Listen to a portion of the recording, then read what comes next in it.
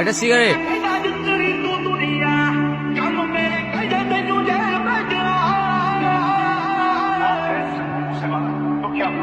আমার সামনে কোথায় তাই বল? জানিনি, আমি কিছু জানিনি। জানিস নি? বুঝি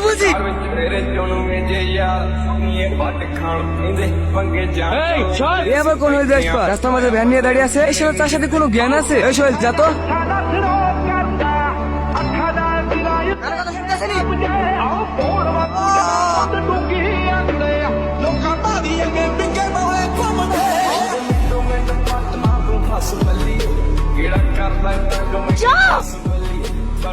পুলিশের দল সব।